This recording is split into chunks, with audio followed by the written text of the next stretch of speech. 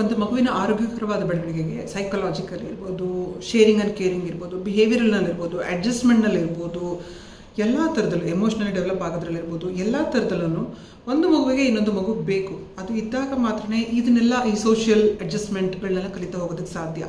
ಎಷ್ಟೋ ಸರಿ ನೀವು ಗಮನಿಸಿ ನೋಡಿ ಸುತ್ತಮುತ್ತ, ಮೊದಲನೇ ಮಗು ಮಂದ ಇದ್ದಾಗ ಎರಡನೇ ಮಗು ಬಂದಮೇಲೆ ಮೊದಲನೇ ಮಗು ಕೂಡ ಚುರುಕಾಗಿರೋ ಚಾನ್ಸಸ್ ಇದೆ. ಮತ್ತು ಇನ್ನೂ ಒಂದು ಆಶ್ಚರ್ಯದ ವಿಷಯ ಏನಂತಂದರೆ, ಸಾಮಾನ್ಯವಾಗಿ ಎರಡನೇ ಮಕ್ಕಳು ಯಾವಾಗಲೂ ಚೂಟಿಯಾಗಿರ್ತಾರೆ. I really don't understand the equation, but it happens like that. So ಒಂದು ಮಗು ಜೊತೆ ಇನ್ನೊಂದು ಮಗು ಬೆಳೆಯುವಾಗ ತಂದೆ ತಾಯಿ ಮೇಲೆ ಆ ಮಗು ಮೇಲಿನ ಲೋಡ್ ಕಡಿಮೆ ಆಗುತ್ತೆ. ಯಾಕಂದರೆ ಮಕ್ಕಳ ಜೊತೆ ಇನ್ನೊಂದು ಮಗು ಜೊತೆ ಸೇರ್ಕೊಂಡು ಚೆನ್ನಾಗಿ ಆಟ ಆಡ್ಕೊಂಡು ಬೆಳೆಯುತ್ತೆ.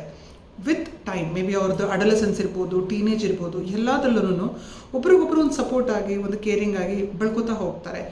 ಹಾಗೆ ನೋಡೋದಿದ್ರೆ ನಾವು ಕೊಡಿಸೋ ಎಲ್ಲ ಆಟ ಸಾಮಾನುಗಳಿಗಿಂತನೂ, ನಾವು ಕೊಡೋ ಎಲ್ಲ ಫಿನಾನ್ಷಿಯಲ್ ಸೆಕ್ಯೂರಿಟಿಗಳಿಗಿಂತನೂ, ನಾವು ಕೊಡಿಸ್ಬೋದು ಅನ್ನೋ ಯಾವ ವಸ್ತುಗಳಿಗಿಂತನೂ the best gift is the sibling gift.